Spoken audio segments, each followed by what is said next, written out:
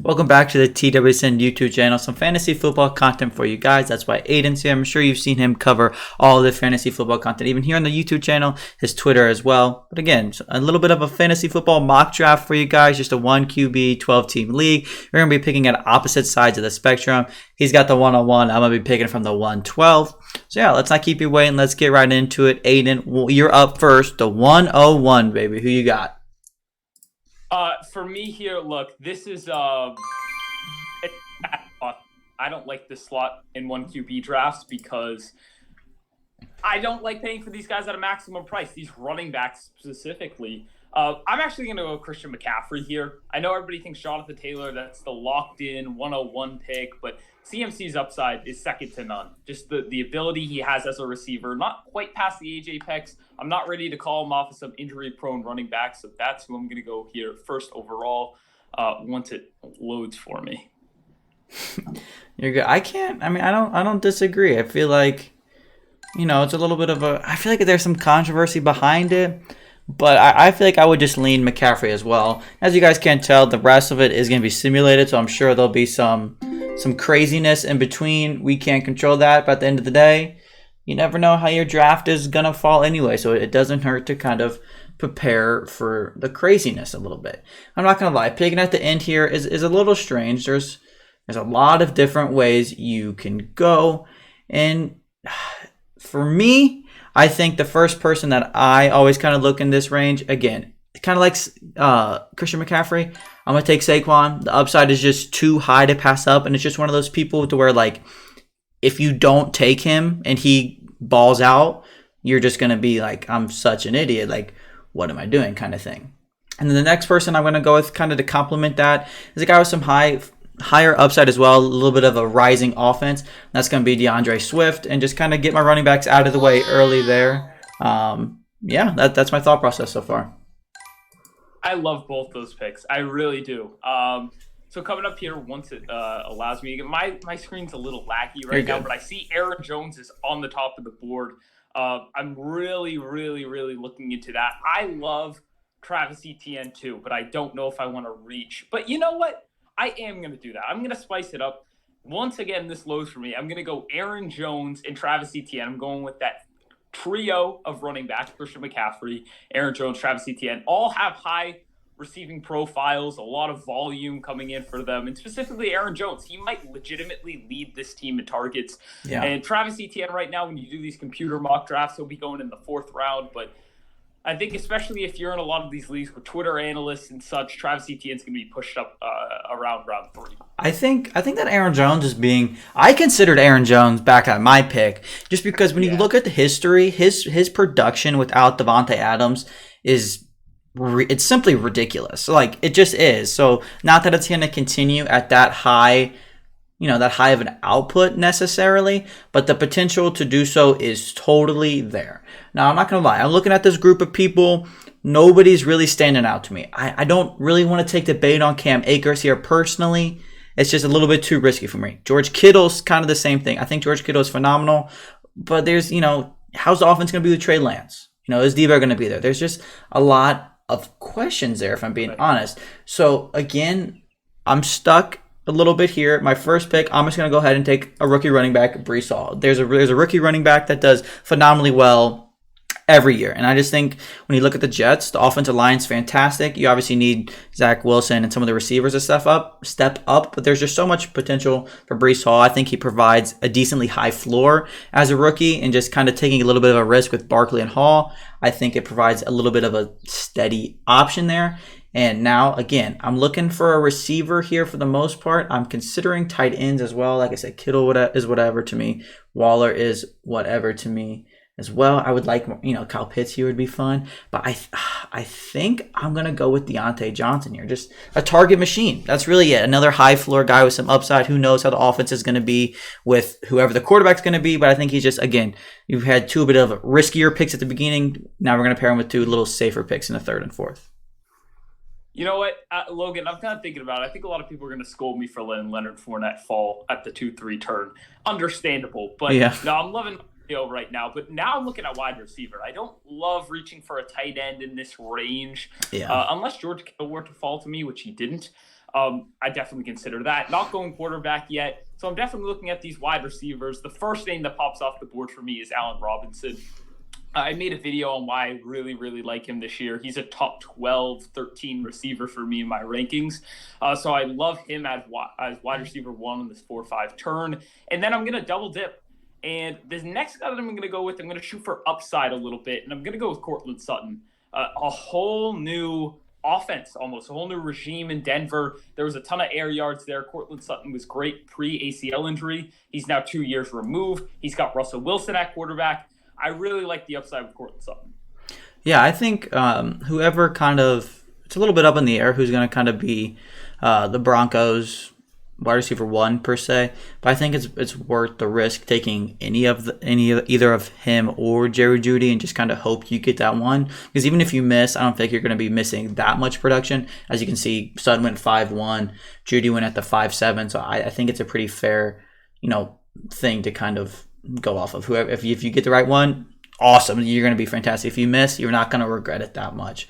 So especially at the 5-1, taking that first dart throw a little bit, I love it. Now again, back to back here. This one's a little tough. Again, I'm honestly looking at Michael Thomas like, man, is it worth it?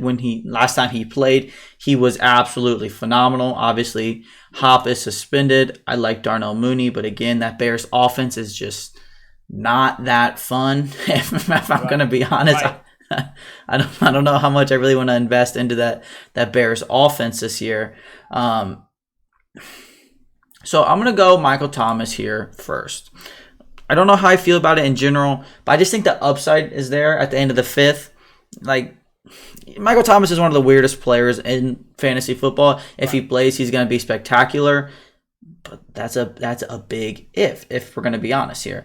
And then again, I'm looking at wide receivers. I don't know if I want to take the chance on Thielen or Mooney. So I think I'm going to pull the trigger on a QB here and go Jalen Hurts. I usually don't like to go QB in this range, but I think that's a good kind of value pick for Jalen Hurts.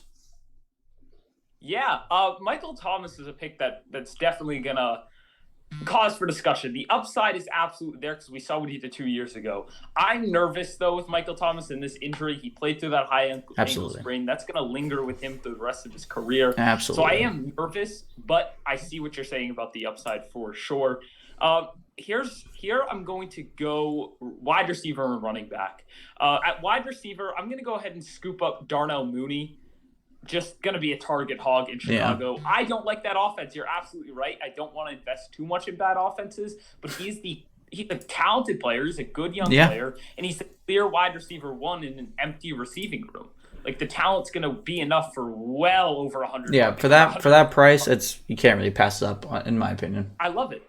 Yeah. I love it. I love Darnell Mooney here. And then at running back, I'm going to go with one of the most underrated currently in redraft and dynasty in Kareem Hunt. I know he's kind of the second option in that running back room behind Nick Chubb, and without Deshaun Watson, this is going to be a bad offense. But Kareem Hunt is still due for a ton of receiving work. He's still due for, again, good volume, and we've seen that RB1 top 12 ceiling from him. And as long as he's healthy this year, I wouldn't be shocked if he returns back into that top 15 range. Yeah. So I love Kareem Hunt here at the 7-1. I have no complaints for me. I think Kareem Hunt is just so undervalued always. It's a Browns offense. Take with that as you will, I guess. It is what it is. We'll have to see. He already does good. You got that elite handcuff option as well. Now the board's starting to get a little weird. I'm not a big on the Eagles offense, receivers. I believe in Hurts. I just drafted him, but still I don't know how much targets everybody's going to have, so that kind of pushes me away from Devontae Smith. Elijah Moore is phenomenal. I have Breece Hall. I don't like to kind of double dip too early on if I don't have to. Hunter Renfrow is an interesting one, but again, you don't really know how that offense is really going to be. I think Robert Woods is a bit of a value here. You don't really know much about his injury, this ACL, but if he was able to play early, I think he's going to be a pretty good asset there. But I think I'm going to take a little bit of another risk and go back into the rookie running back and start it off with James Cook. Ooh. Just with the little bit of a dart throw there. Obviously, it's not my favorite pick in the world, but again, the upside is there. And kind of when I'm in this range, that's kind of what I like to do. Take a little bit of a dart throw. The receiving upside is so totally obviously there. It just is. Whether you like it or not, it is. And then again, I'm going to go Zach Ertz here with my tight end. Again, I don't usually draft like this, but I think Ertz last year, kind of down the stretch, was really good. They're not going to have DeAndre Hopkins early. I just think there's a little bit of a value here for how he's going to perform. He's going to have a really good start to the year with Hop being suspended. So at the very least, you can kind of get him, sell high later in the year. Okay. This is kind of the range where before actually I go quarterback, I'm going to go ahead and secure Russell Gage. I know I got to scroll down a little bit on the ADP. Most drafts, he's going to go higher. He was one of my 4 can't miss players in that video that I did, a week back or so on our YouTube channel. You can definitely go check that out. ETN was in it as well. And another guy, I don't want to spoil too much, but for my quarterback here, I'm going to go ahead and take Trey Lance. I have no problem waiting even farther in these quarterback leagues. I will always wait on quarterbacks, and it works for me. I think quarterback evaluations are pretty easy in fantasy football. Last year, I got Matt Stafford in the 10th round. I was taking Josh Allen in the 12th round because he was one of my MVP front runners before he had that big breakout year. And now for me this year, it's absolutely Trey Lance. He has the upside to finish well inside that top 5. He's in a very good offense, tons of rushing upside. I love Trey Lance. Yeah, I mean, it's pretty similar to Hurts. You're getting that same kind of player, like that same kind of upside, but just at a cheaper price. So you definitely can't hate it there. And it's a 1 QB league. Like, you can wait. You can kind of stream quarterbacks if that's what you're into. Take shots on upside. Yeah, absolutely. You need to take your shots on upside, and that's kind of what we both did. Lance is obviously a little bit of a better price than what Hurts was. But again, I'm going to go with the upside here. And I think that this signing ruffled a lot of feathers in the offseason. But Christian Kirk in Jacksonville, Trevor Lawrence is going to throw the ball to somebody. They paid him a crap load of money. And I know Trevor Lawrence didn't have the best year last year that people kind of really gripe on him for. But he's going to get better. That's kind of your thought process. He might not, but the thought process and the history of first overall picks, the talent that Trevor Lawrence has, you have to assume he's going to at least improve a little bit. So that's kind of my thought process there. And I talked about him last round. I'm going to go ahead and take Robert Woods here just because, again, whenever he comes back, there's not really many people to throw the ball out there. You have Burks, obviously, and you have Austin Hooper, but Robert Woods at this value has a chance to get a lot of targets, which is not really what can be said for a lot of people in this range. Yeah, you're looking for upside, especially this late in the draft. Yeah. Especially.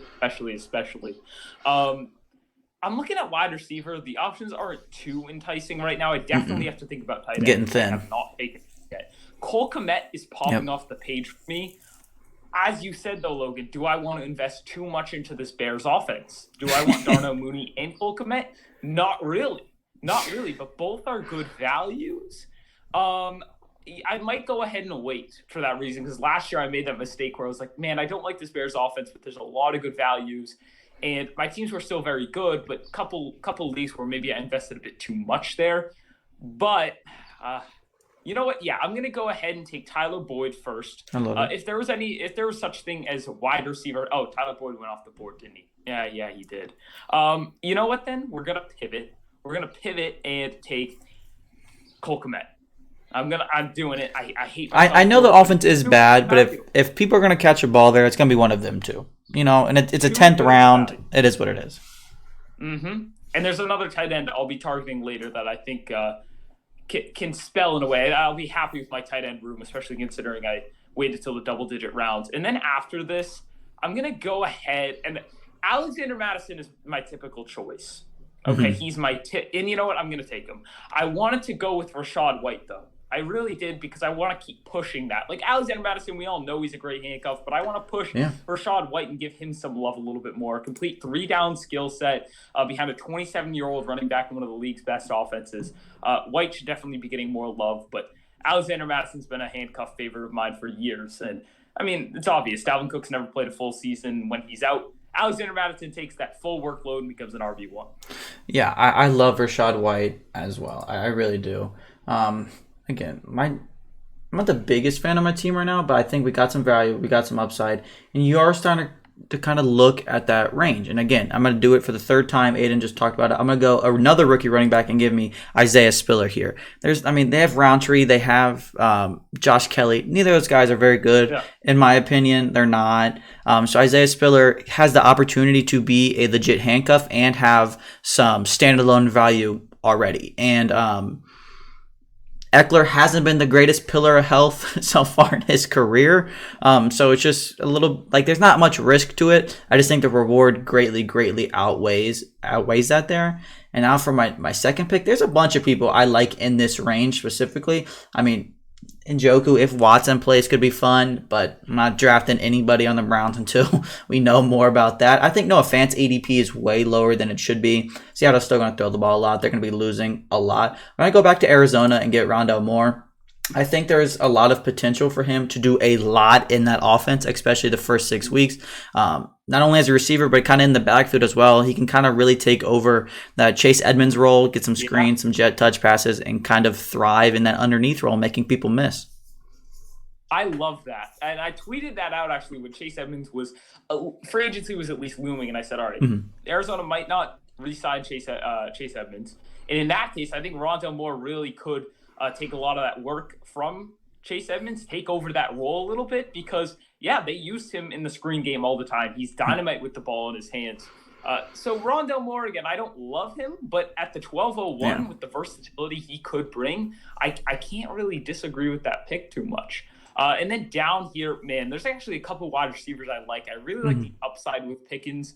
If one of those Steelers wide receivers goes down, Tim Patrick is being slept on a ton right now in drafts.